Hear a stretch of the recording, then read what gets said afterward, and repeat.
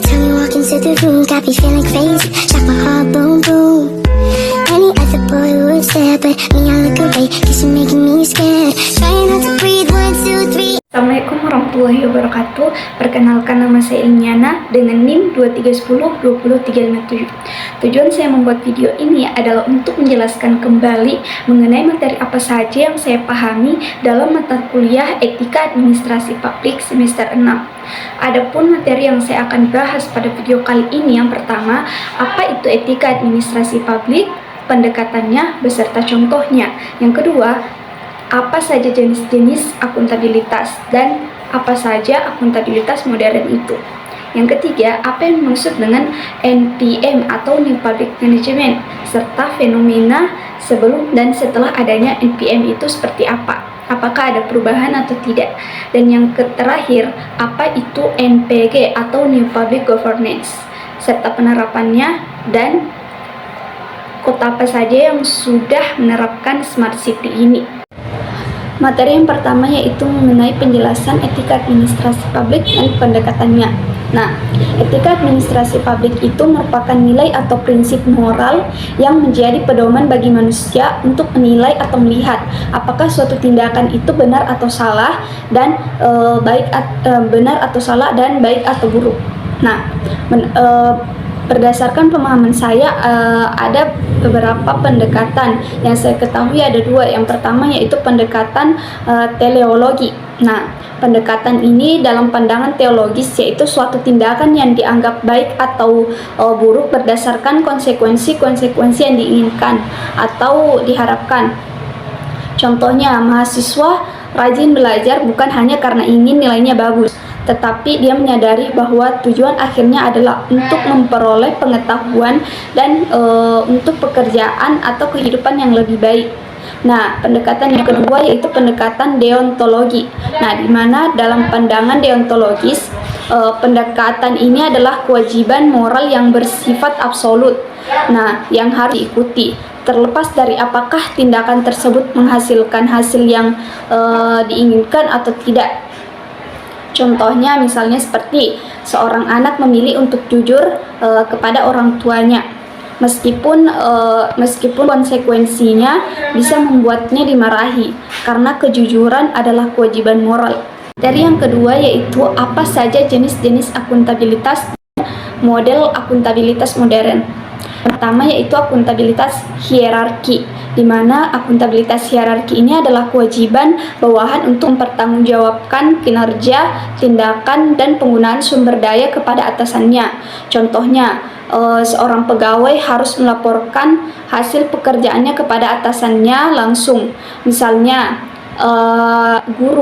seorang guru wajib melaporkan perkembangan siswa kepada kepala sekolah sebagai bentuk pertanggungjawaban dalam struktur organisasi. Yang kedua yaitu akuntabilitas legal atau hukum, di mana akuntabilitas ini adalah kewajiban publik, lembaga atau organisasi untuk mempertanggungjawabkan tindakannya berdasarkan perundang-undangan. Contohnya, usaha harus membayar pajak sesuai undang-undang. Jika tidak, ia bisa terkena sanksi hukum. Ini menunjukkan bahwa tindakan harus sesuai dengan aturan yang berlaku. Yang ketiga yaitu akuntabilitas profesional, di mana akuntabilitas profesional ini adalah kewajiban individu untuk mempertanggungjawabkan tindakannya berdasarkan standar profesi, kompetensi, dan etika. Contohnya, seorang dokter harus menjaga kerahasiaan pasien dan memberikan pelayanan sesuai kode etik kedokteran meskipun tidak ada pengawasan langsung. Tanggung jawab ini juga merupakan tanggung jawab yang melekat pada profesinya. Nah, yang keempat, akuntabilitas politik adalah kewajiban pejabat dan lembaga negara untuk mempertanggungjawabkan kebijakan, tindakan, dan penggunaan anggaran kepada masyarakat. Contohnya, anggota DPR. Anggota DPR harus menjelaskan kebijakan atau keputusan yang mereka buat kepada masyarakat yang memilih mereka. Misalnya mengadakan rises untuk mendengar aspirasi warganya dan melaporkan hasil kerja politiknya. Nah, kemudian ada beberapa model akuntabilitas modern. Yang pertama yaitu section based accountability atau akuntabilitas berbasis tindakan. Yang kedua ada trust based accountability, yaitu akuntabilitas berbasis kepercayaan. Kemudian yang ketiga yaitu ada demand based accountability atau akuntabilitas dinamis. Materi yang ketiga yaitu apa itu NPM dan apa nilai dan prinsip yang diterapkan dalam NPM serta bagaimana fenomena sebelum adanya NPM dan setelah adanya NPM. Nah, New Public Management atau NPM ini dia merupakan paradigma administrasi publik yang dibuat pada tahun 1990-an. Nah, tujuannya adalah untuk menekankan efisiensi, profesionalisme, desentralisasi, dan orientasi pada kinerja dalam penyelenggaraan pemerintahan. NPM ini hadir sebagai upaya untuk memperbaiki kelemahan birokrasi tradisional yang dulunya masih tradisional dengan menerapkan nilai-nilai prinsip manajemen sektor swasta ke sektor publik.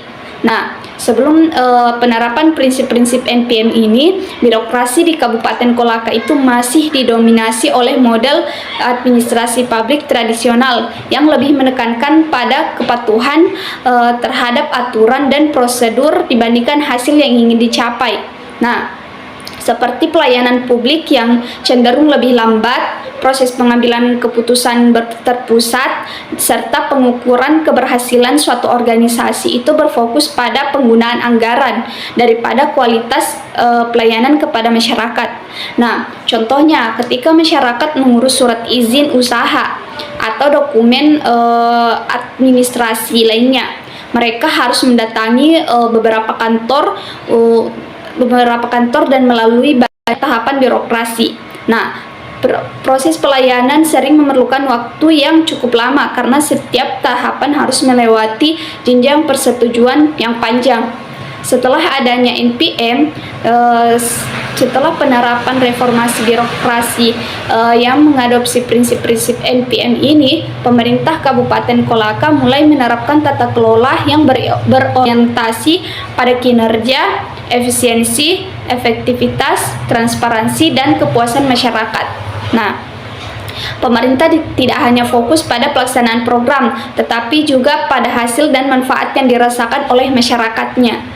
Nah, seperti sudah adanya pengadaan mall pelayanan publik. Nah, melalui mall pelayanan publik ini di Kabupaten Kolaka, masyarakat dapat mengurus berbagai pelayanan seperti perizinan usaha, administrasi kependudukan, dan layanan pemerintah lainnya di satu tempat. Nah, hal ini membuat pelayanan menjadi lebih cepat, mudah, dan efisien dibandingkan sebelumnya. Materi yang terakhir yaitu apa itu NPG atau New Public Governance dan kota apa saja yang sudah menerapkan Smart City ini sebagai bagian dari NPG atau New Public Governance. Nah, digital era governance adalah paradigma yang menekankan pemanfaatan teknologi informasi dan komunikasi dalam penyelenggaraan pemerintahannya. Nah, contohnya Smart City. Nah, Smart City ini adalah konsep kota yang memanfaatkan teknologi informasi dan komunikasi secara cerdas untuk meningkatkan kualitas hidup masyarakat, efisiensi layanan, dan pengelolaan sumber daya kota. Nah, berikut contoh kota yang sudah menerapkan Smart City itu. Bandung Smart City itu apa? Bandung Smart City adalah kota yang berfungsi secara maksimal dalam mengelola berbagai sumber daya kota secara efektif dan efisien untuk menyelesaikan berbagai tantangan dan problematika kota. Untuk itu semua, inovasi Kota Bandung terangkum dalam website smartcitybandung.co.id. Dalam website ini terdapat platform Bandung Sadayana, di mana platform ini berisi tentang informasi publik dan layanan publik yang tersedia. Maka dari itu, yuk wargi Bandung, kita nikmati platform Bandung Smart City yang bisa diakses melalui website dan aplikasi. Hatur nuhun. Itulah pemaparan materi yang saya dapatkan selama mata kuliah Etika Administrasi Publik. Kurang dan lebihnya mohon dimaafkan. Wassalamualaikum warahmatullahi wabarakatuh.